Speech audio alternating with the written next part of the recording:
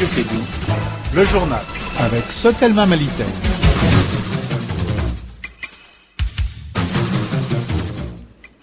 Il est 16h. Bienvenue à tous dans ce journal. Au sommaire de l'actualité, le roi Mohamed VI a achevé hier sa visite de 5 jours à Bamako. Il a mené pas mal d'activités dans de différents domaines avant son départ.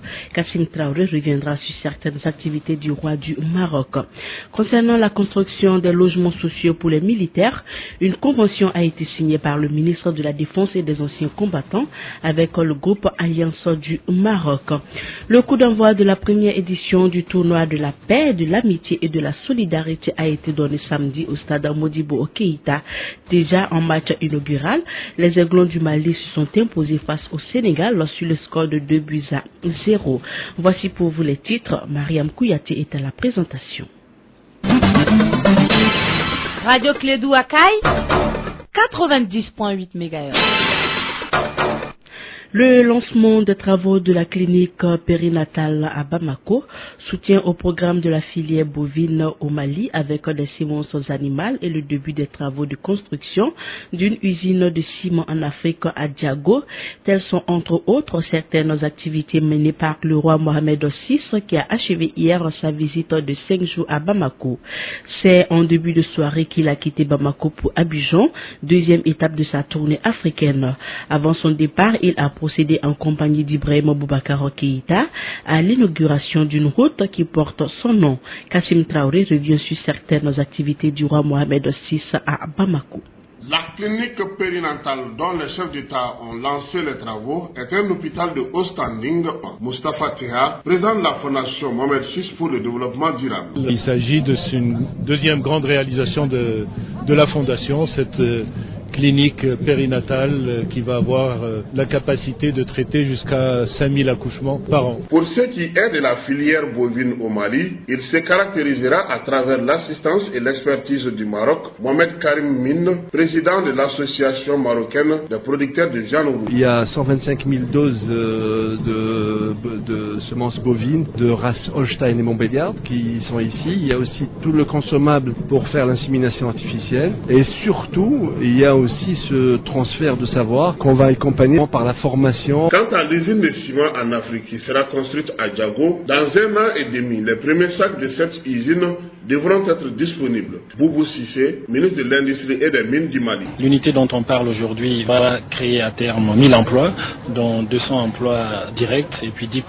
Parmi ces 200 emplois, il y aura 10% de cadres. Donc c'est de la création d'emplois déjà, la création de revenus pour un certain nombre de ménages. Ibrahim Boubacar Keïta et Mohamed VI se sont rendus à l'ACI 2000. Là, ils ont inauguré le tronçon malien des câbles à fibre optique transafricain long de 1064 km. Le président du directoire de Maroc Télécom, Abdel Salam Soum. Ce projet présente initialement une capacité de 20 gigabits par seconde, extensible très rapidement sans poser de nouveaux câbles à 800 gigabits. Des câbles de grande capacité de la sous-région vont permettre de faire face aux besoins futurs. Cette visite du roi Mohamed VI, qui a duré 5 jours, a permis au souverain chérifien d'échanger avec Ibrahim Boubacar Keïta sur plusieurs sujets. Au terme de sa visite, Mohamed VI a invité Ibrahim Boubacar Keïta a effectué une visite d'État au Royaume du Maroc. Le ministre de la Défense et des Anciens Combattants a signé une convention d'intention avec le groupe Alliance du Maroc dans le cadre de la construction des logements sociaux pour les militaires. Les travaux de construction de ces logements ont commencé depuis le 20 janvier dernier. Écoutons respectivement Soumeilou Moubey Maïga, ministre de la Défense, et Alami Lagirac du groupe Alliance du Maroc. Je trouve que nos besoins dans ce domaine sont des besoins extrêmement importants. À l'occasion du 20 janvier déjà, nous avons posé la première pierre du premier programme de logements sociaux pour les militaires. Et cette convention-là s'inscrit un peu dans la même volonté de travailler à améliorer la condition des militaires, de leurs familles, sur les aspects non militaires de leur carrière, c'est-à-dire l'accès au logement, l'accès à la santé, l'accès à l'éducation. Et dans la mise en œuvre de la future convention, nous aurons comme partenaire le groupe, la Banque Centrale Populaire du Maroc, à travers sa filiale malienne. Et donc nous allons mettre en place une équipe mixte qui va travailler sur les conditions de mise en œuvre de cette convention.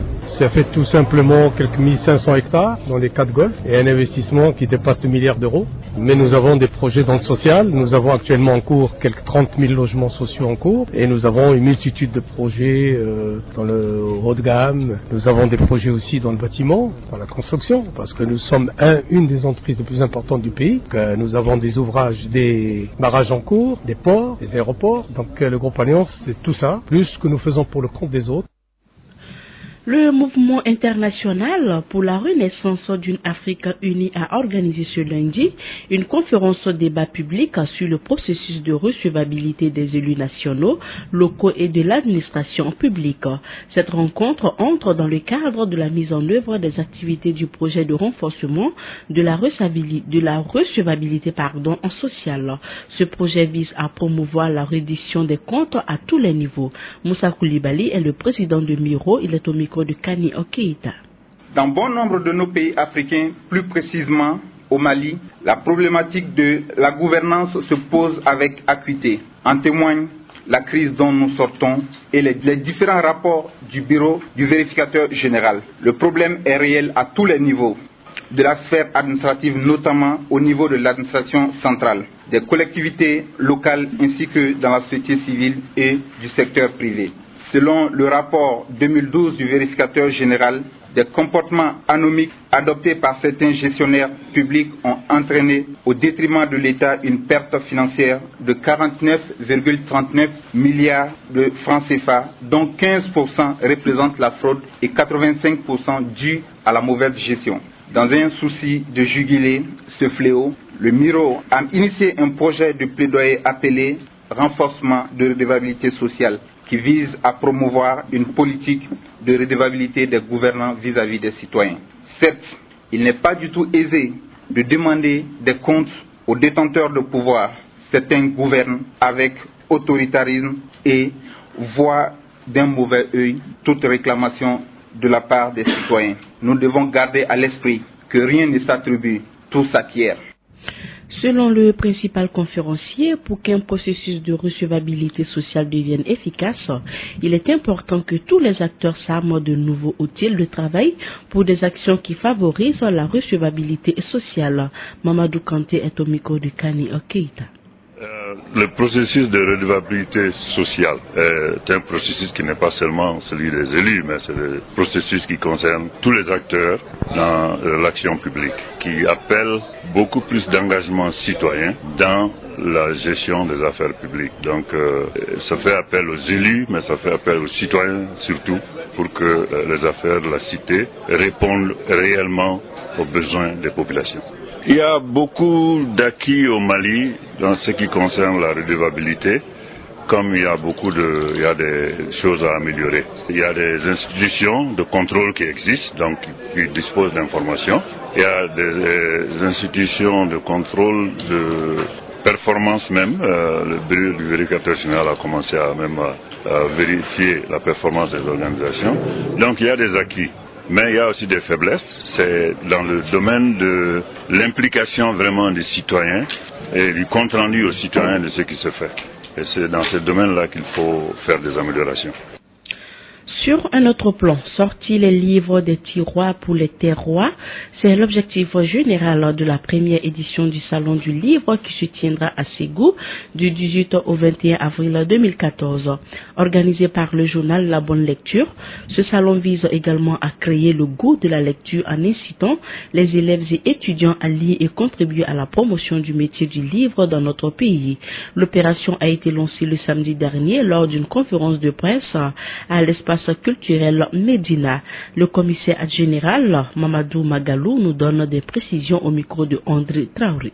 Ce salon se déroulera à Ségou du 18, 19, 20 et 21 avril prochain. Et dans les différentes salles, nous avons déjà localisé les sites, qui est le centre culturel Malik Koulibaly, qui d'ailleurs même qui abrite 2 bibliothèques. Et c'est ce site qu'on a choisi d'abriter ce salon. Bon, le thème c'est livre et culture de la paix. Et le slogan du salon est évocateur, sortir les livres des tiroirs pour les terroirs. Et Ségou, vraiment, on ne dirait pas que c'est une capitale, voilà, Ségou c'est une capitale du savoir, parce que Ségou a laissé beaucoup de productions livresques à la face du monde, écrites par des écrivains nationaux aussi bien que des écrivains étrangers. Et ce pan culturel de l'histoire de Ségou mérite d'être connu. Et pour ce faire, nous avons imaginé à créer ce salon pour faire véhiculer ce pan culturel. Et nous nous sommes dit que le livre peut être un puissant vecteur de communication pour faire passer le message. D'où l'organisation du salon du livre à Ségou. Abdrahmane Tabouré est le secrétaire général du premier syndicat de la sûreté aéroportuaire Sécuricom Sal. Il a été élu à la tête d'un bureau de 13 membres pour 4 ans. C'était le vendredi dernier lors d'une assemblée générale élective au siège de la Confédération syndicale des travailleurs du Mali. Dès sa création, le syndicat s'est fixé comme objectif de défendre les droits de tous les travailleurs de la sûreté aéroportuaire. André Traoré nous en dit plus.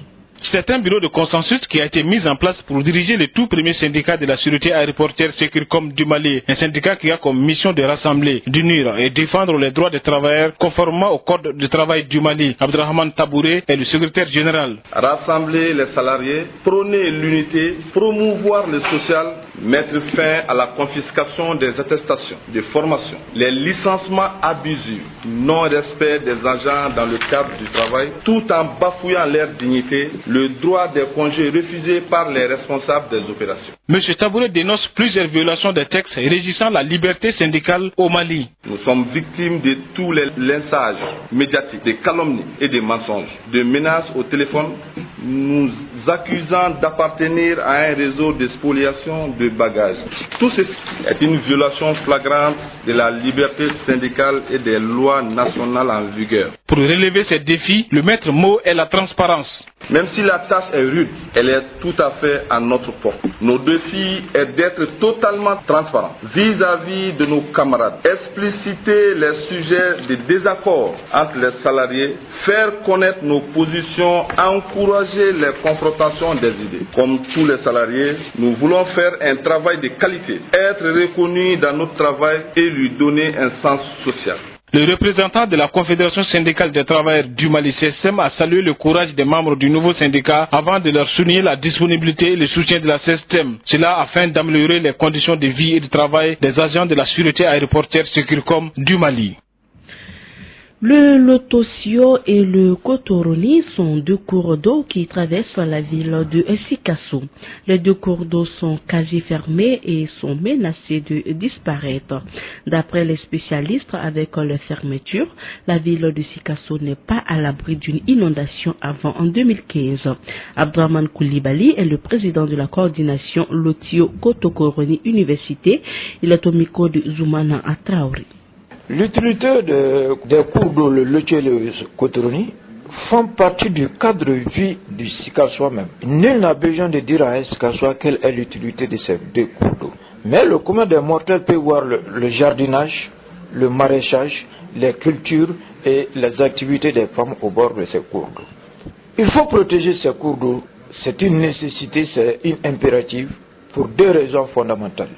Non seulement ça fait partie du cadre de vie des Sikassois, mais ce serait une honte régionale, locale d'abord, régionale et ensuite nationale, c'est que ces cours d'eau disparaissent au vu.